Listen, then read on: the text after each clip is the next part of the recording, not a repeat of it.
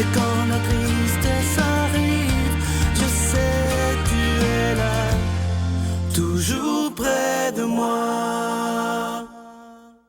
Bon mercredi, bienvenue à votre émission de La Victoire de l'amour. J'espère que vous allez bien ce matin. Et comme on le fait tous les mercredis, on rejoint notre ami Luc Faneuf.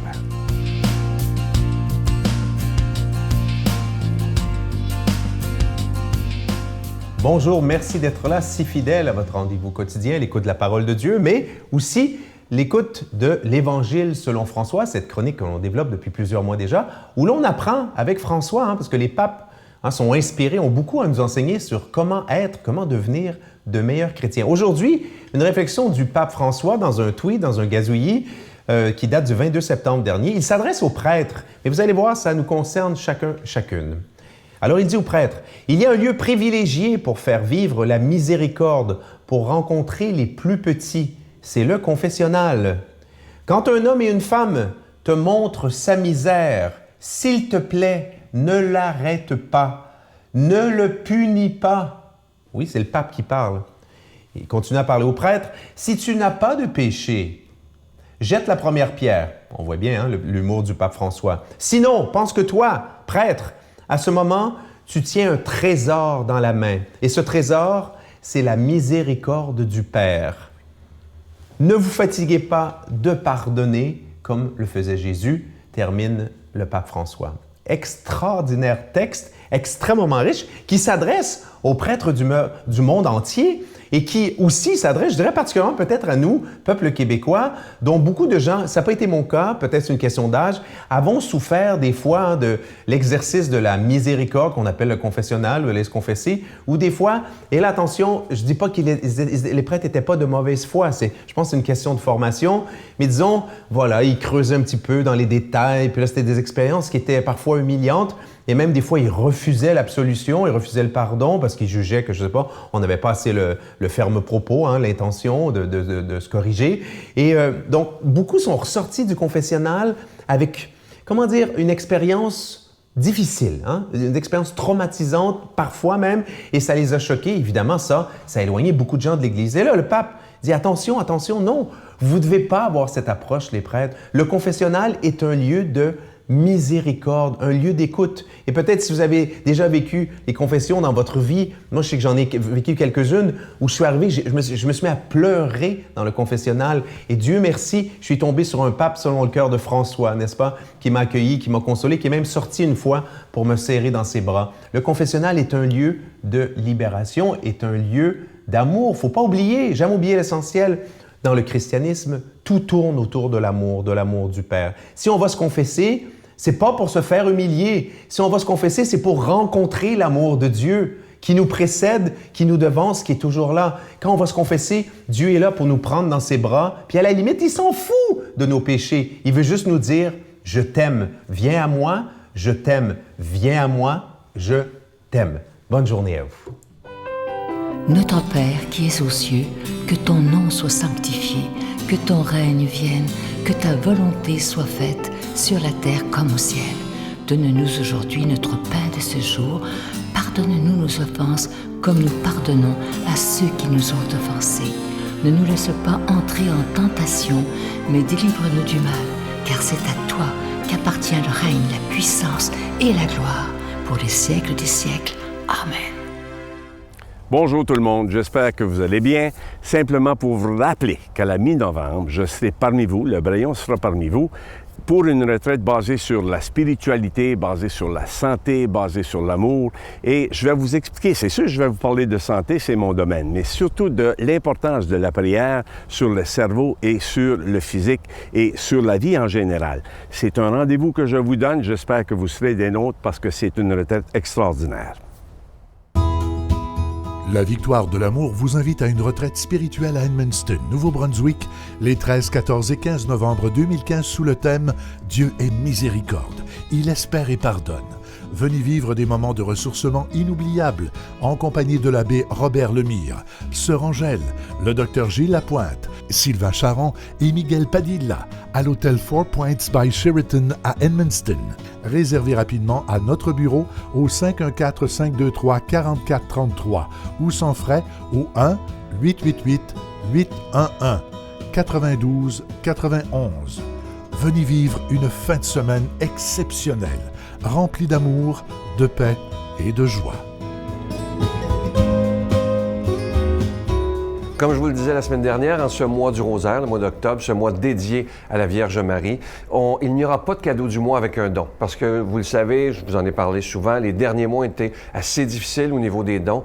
Et on s'est dit, toute l'équipe, pour essayer de renflouer, évidemment, parce qu'on a des factures à payer. Et l'été, bon, ça arrive souvent que c'est plus bas, mais les factures rentrent quand même l'été, ne prennent pas de vacances, malheureusement.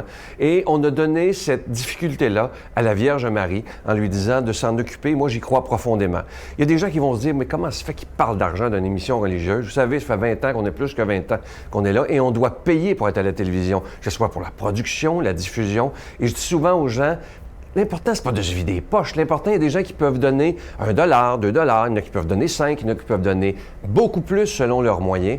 Et c'est ça qui est important. Qu'on puisse donner selon ses moyens en disant, moi, je suis prêt à faire quelque chose pour que la parole de Dieu soit annoncée. Nous sommes une émission catholique. Alors moi, je vous remercie de tout cœur de faire un geste spécial en ce mois du rosaire. Je vous donne l'adresse, la Victoire de l'Amour, casier postal 120, succursale Boucherville à Boucherville, le J4B 5E6, je vous la redonne, la Victoire de l'Amour, casier postal 120, succursale Boucherville à Boucherville, le J4B 5E6. Également par téléphone, par carte de crédit du lundi au vendredi de 8h30 à 16h30 dans le 514-523-4433, 523-4433 ou sans frais, le 1-888-811-9291, 1-888-811-9291 et sur notre site Internet, le www.lavictoiredelamour.org.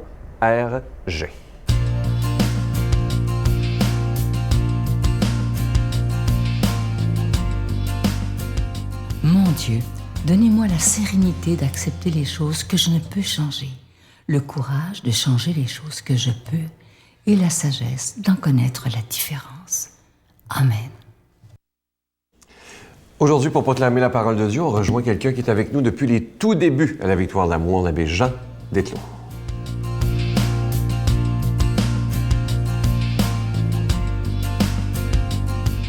Bonne journée. Je vous fais lecture de l'Évangile selon saint Luc, un évangile un petit peu dérangeant.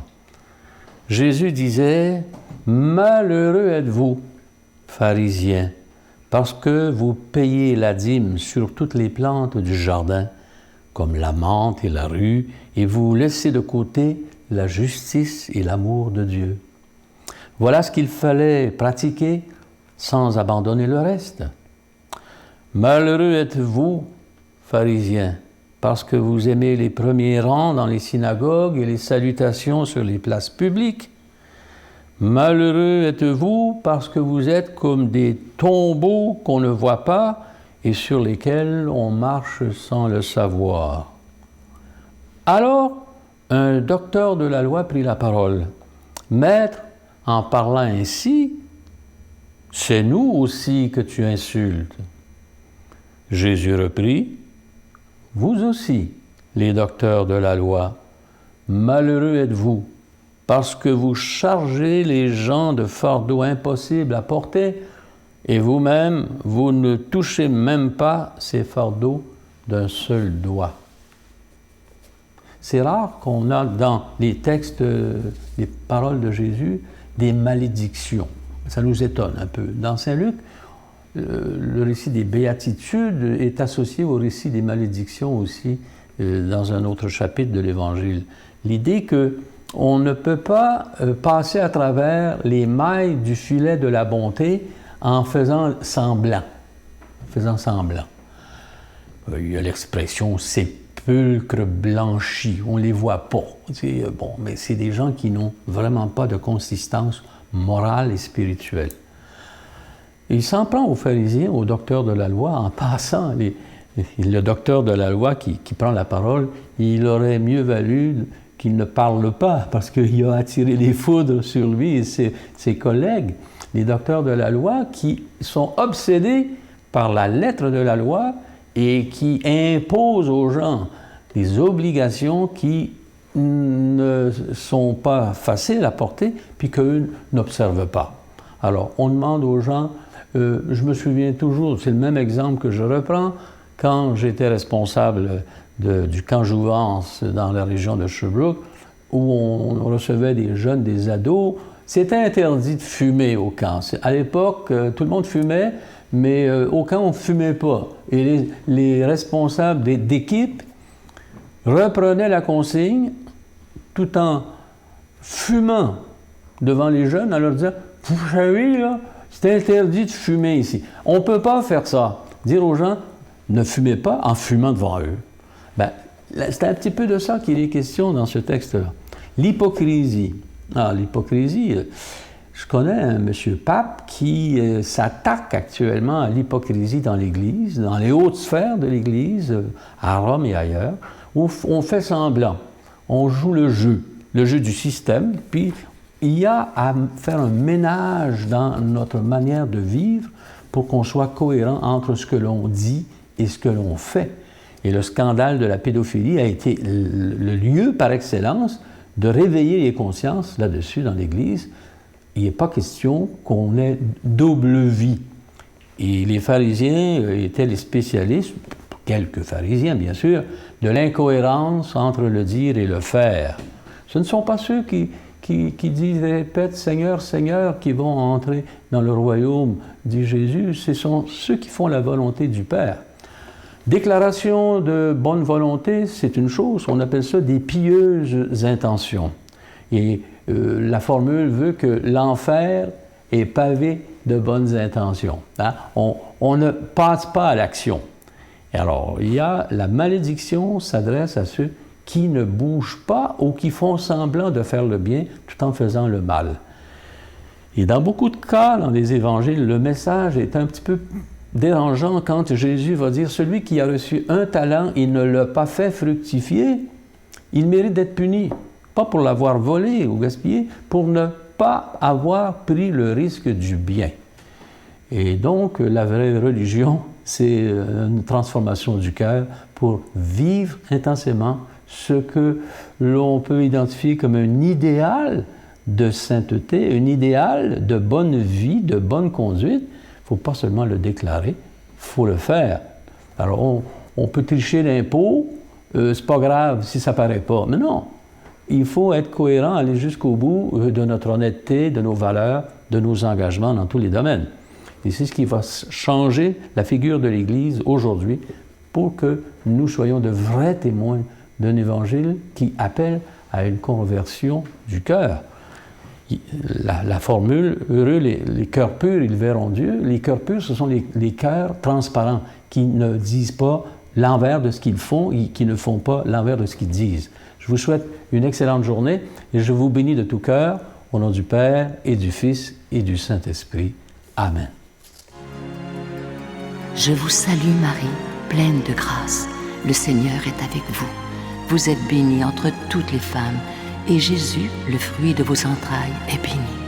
Sainte Marie, Mère de Dieu, priez pour nous pauvres pécheurs, maintenant et à l'heure de notre mort. Amen.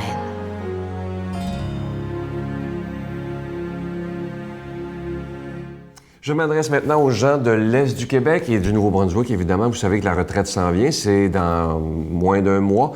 À Edmundston, au Nouveau-Brunswick, ça aura lieu les 13, 14 et 15 novembre prochain. Et ceux qui seront avec nous, le bon Doc Gilles Lapointe, Sœur Angèle, l'abbé Robert Lemire, Miguel sera là, je serai là également. Ce sera des très beaux moments, mais il faut évidemment réserver. Je vous souhaite une belle journée et je vous retrouve demain matin. Bye. Avec lui, il a été aussi pendant 2 jours à l'unité de soins palliatifs du CHUM. J'ai été là. J'ai dormi avec lui à la maison des soins palliatifs de la Rivière-du-Nord. Il est pratiquement mort dans mes bras. J'ai eu une chance incroyable de pouvoir vivre ça. C'est un chemin d'une très grande spiritualité. Je suis plus la même personne.